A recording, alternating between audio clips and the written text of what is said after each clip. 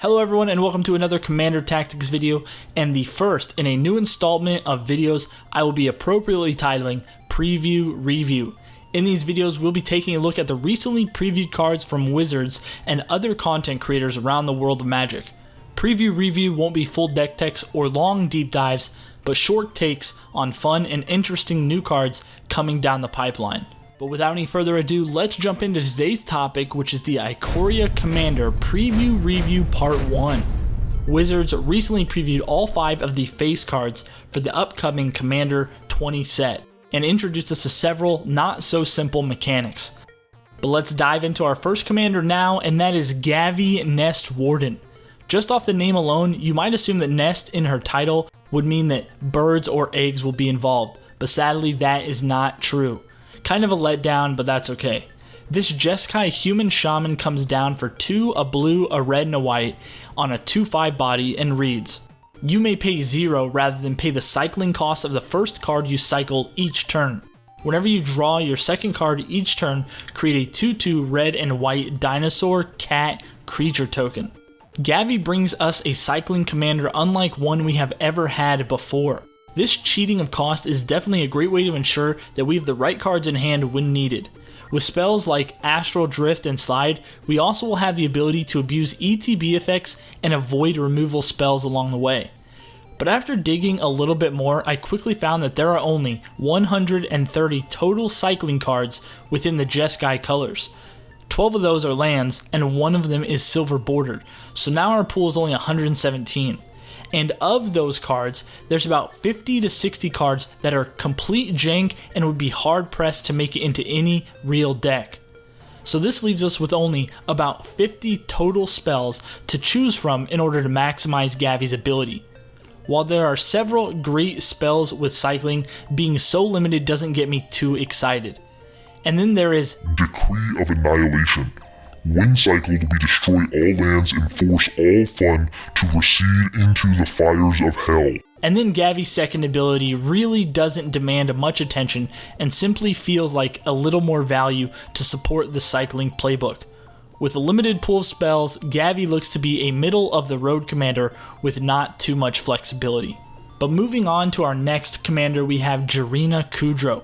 For 1 red, white, black, so Mardu, we get a human soldier with a 3/3 body. When Jurina Kudrow enters the battlefield, we create a 1/1 white human soldier creature token for each time we cast a commander from the command zone this game. And then other humans you control get +2/+0. After reading Jurina multiple times, I had a really hard time figuring out exactly what her game plan is. She's not a very good token generator, and as the leader of a human tribal deck, all she is doing is simply providing a +2/+0.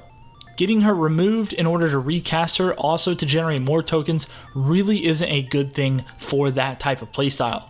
So with Jurina, I definitely believe she is just better within the 99. She would absolutely be a perfect fit in Alesha Who Smiles at Death or even Sisay Weatherlight Captain. Both of these would get pumped thanks to her ability and help them enable their deck a little bit better. Not a big fan of this card, but I do believe there is a few homes that she could be slotted into. And then we have Callum Axe the Stormsire. For 1 green, blue, red, we get an elemental dinosaur on a 4/4 body. He reads, whenever you cast your first instant spell each turn, if Callum Axe is tapped, copy that spell. You may choose a new target for the copy. And whenever we copy an instant, we get to put a +1 counter onto Callum Axe. Obviously with Callum Axe, we are going to be spell slinging instants like it's our job. We're going to be playing the biggest and best spells in the teamer colors, which you know there's a ton just in Izzet alone. One mechanic that definitely pairs very well with Callum Axe is the Convoke mechanic. By tapping down Callum Axe to help pay for those spells, we are then able to copy them all in the same fell swoop. But there are lots of different additional spells that we can play to ensure that Callum Axe is tapped when we need him to be. We can use tons of different enchantments to generate us mana or use artifacts to help us generate additional mana as well. And then one obscure route I thought we could take Callum Axe would be with vehicles. Tapping him down to crew the vehicle would enable our instance to then double up, copy, and go off. There's something so pure and janky about a dinosaur crewing a vehicle and then doubling down on some big instant spells. And next up we have Cathril Aspect Warper. For 2 white, black, and green we get this nightmare insect with some of the most badass art between all of them. He's a 3/3 and says, when Cathril Aspect Warper enters the battlefield, put a flying counter on any creature you control if a creature card in your graveyard has flying. Repeat the process for First Strike, Double Strike, Death Touch, Hexproof Indestructible, Lifelink Menace, Reach, Trample, and Vigilance. Then put a +1 counter on Cathril for each counter put on a creature this way. Cathril immediately reminds me of Rayami coming out of Commander 19. What this deck intends to do is run what I call keyword soup. We just want to get all the creatures with big keywords and dump them into our graveyard to enable Cathril to come out and do huge things the moment she hits the battlefield. Being in 3 colors means we are going to be able to get a lot of big bad creatures with tons of keywords into our graveyard. And of course, to enable this deck, we want to run tons of different spells that are going to help us mill and dredge our way to filling up our yard to make Cathril really just go off. And then lastly, rounding out the face cards, we have Atre Me, the Ever Playful.